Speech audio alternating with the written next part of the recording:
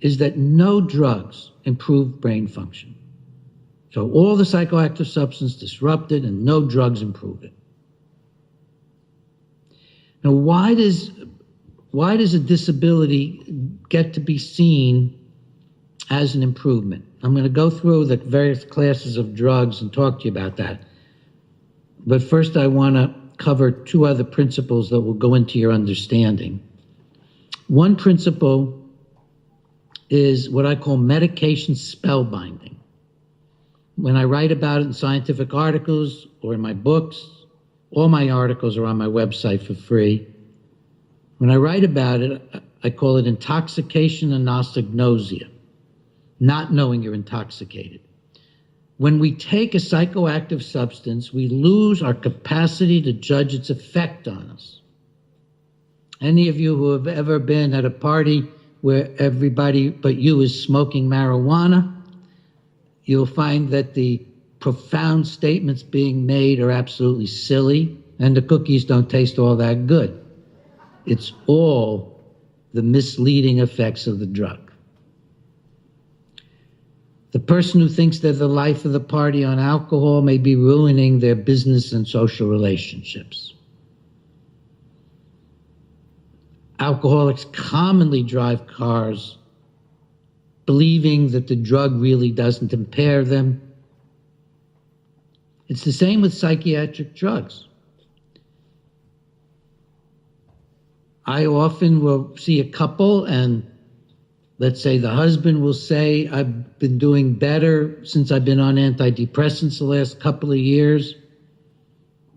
And I'll notice there's a little flatness in what he's saying. Doesn't have that sparkle of the human treasure there. And maybe his wife will say, well, you know, honey, I know that you seem to feel you're better, but we haven't made love in 2 years. And you don't even play with the dog anymore. The man, meanwhile, all he knows is that he's had some relief of pain through the anesthesia. Really, it becomes apathy and indifference, often long term, from the antidepressants. But the person doesn't know it. I had a man come to me on antidepressants who I took a detailed history from. He'd only been on for 2 months. I told him that, well, one of the things we'd work on was his having a life, because he didn't have any life. He didn't go out, he didn't socialize, and so on and so forth. He'd only been on a month or two, and we just took him right off. He came back a week later and described a very active life he had. He hadn't even thought about having his active life on the drug. He couldn't even remember the friends he played cards with.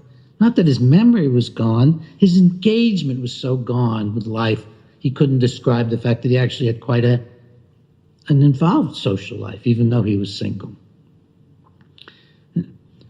The way the antidepressants, and I'm going to try to go drug class by drug class, the way the antidepressants affect people is kind of complicated, but one of the first things that happens is that people sometimes get a little high. I'll read a medical report, and it will say, the patient came in after a week on the drug or 6 weeks on the drug and says he's never felt better.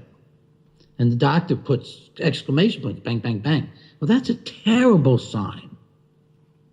That's not a wonderful sign. What does it mean if you're on a drug and you've never felt better in your life? It means you're euphoric. It means you have brain injury that's giving you an unrealistic appraisal of the life that you have been leading, which has been making you miserable.